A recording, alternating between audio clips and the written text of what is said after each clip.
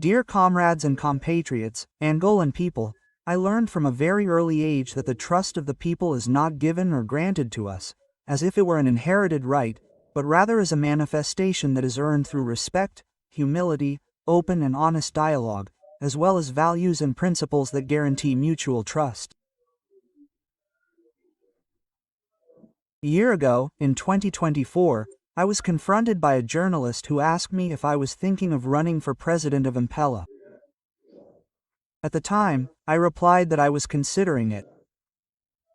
After this time, I decided to formalize my candidacy to the candidacy committee that will be formed in light of the convening of the 9th Ordinary Congress. This decision of mine, out of respect for the leader of the MPLA and our common past, was communicated to him in the presence of members of the party leadership. I intend to follow this path that will lead us to the 9th Ordinary Congress of the MPA in 2026, always bearing in mind the role and legacy of the party's founders, identifying myself with the dedication of Presidents Dr. Antonio Agustin Neto, a tireless fighter for Angola's independence and founder of the Angolan nation, and Engineer José Eduardo Santos, architect of peace, promoter of reconstruction, reconciliation between Angolans and the development of Angola, heroes who dedicated their lives to Angola and Angolans. It is precisely considering this strength of the past and present that I recognize the work that President João Lourenço is developing with special emphasis on the construction of social facilities, aiming to serve and enhance the Angolan nation. Dear comrades, my decision aims to make the MPA more plural, inclusive and, as a faithful provider of the noblest causes in favor of every Angolan, without distinction, because I have always considered our party a true embodiment of the national cause. Its role is intrinsically linked to Angola's resilient history. This decision also aims to further enhance the MPL's grassroots membership, as the authority of the membership cannot continue to be neglected. Members must be active agents in the election of their representatives in the intermediate and higher bodies of our party. It is essential to promote, from the grassroots to the highest levels, comrades with proven experience and education, so that the MPLA's action pillars are active, critical and dynamic structures that study the problems of the communities in which they are located, propose solutions and, in an organized manner, discuss with local government bodies so that they can resolve the issues of the citizens. My comrades, the MPA cannot be a static party. Its transformation, adaptation and the exercise of the generational process must be present at all times of its existence, as strategic elements that guarantee natural succession and renewal in continuity, without this assumption becoming an administrative imposition or a window to promote elements that are not committed to the MPLA and to the most basic aspirations of the people. Current and future challenges require us to put an end to the culture of silence, flattery and yes-bossism, giving way to the resurgence of criticism and self-criticism as acts of political courage and respect for the people who have always sworn to defend it. The party's statute, flag and anthem are above any member or leader.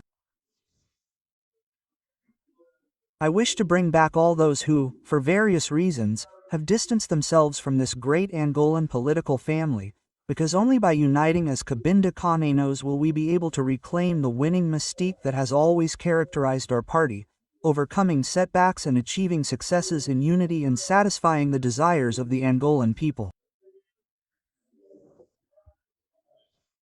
Dear comrades, I believe that for the MPLA, a good member must know how to live in diversity, respecting opinions and choices, because the competition is to fight for the vitality of our democracy.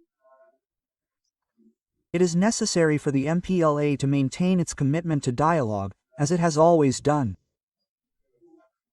The MPLA must never shy away from constructive dialogue, as the country needs everyone to contribute by listening to find the best paths towards stability and development in Angola.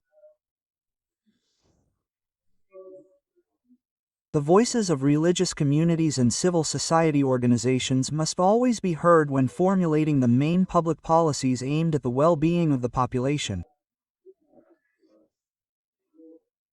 It is with this spirit that I intend to continue listening to and working with the youth, who have always been and continue to be at the center of my priorities.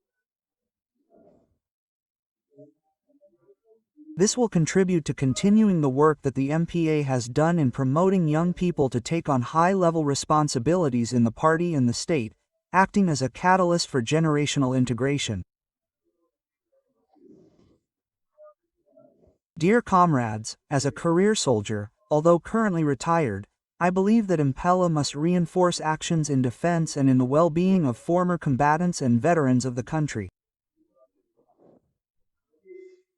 In addition, it is also essential to think about the thousands of soldiers who, due to the war and other challenges, have not yet received due attention with regard to their social security. My dear comrades, I hope that this public announcement of mine will not give rise to misinterpretations, as it is based on the unity and internal cohesion of our party. My decision is not based on personal ambitions, persecution, or resentment. My future candidacy is a call for unity, reunion, and faith in the principles that have brought us to this point. Nor is it intended to contradict other political initiatives of this kind. A new era demands a new attitude, and a new journey does not begin with me, it begins with us, it begins with everyone. I want to add, I do not want to divide. I want to inspire hope, because Angola needs, more than ever, to believe in a better future. The future cannot be postponed. Change is not a rupture, but a commitment to what we are capable of being. I remain here alongside the people, ready to serve as a true soldier of the nation. I conclude this communication by stating that if I were to assume the leadership of the party and in accordance with the terms set out in the statute, multiple candidacies at all levels will be a permanent reality, including the election of the president of the MPA. I will count on everyone without resentment or fear. I will work with the soul of a soldier, with the lucidity of a patriot, and with a heart open to national reconciliation. We will calmly await the convening of the 9th Ordinary Congress of our party, hoping that its holding will be a true celebration of democracy. May this moment allow us to emerge more united and cohesive so that together we can work hard and overcome current and future challenges. Long live Angola, long live the MPA, long live internal democracy. Thank you very much.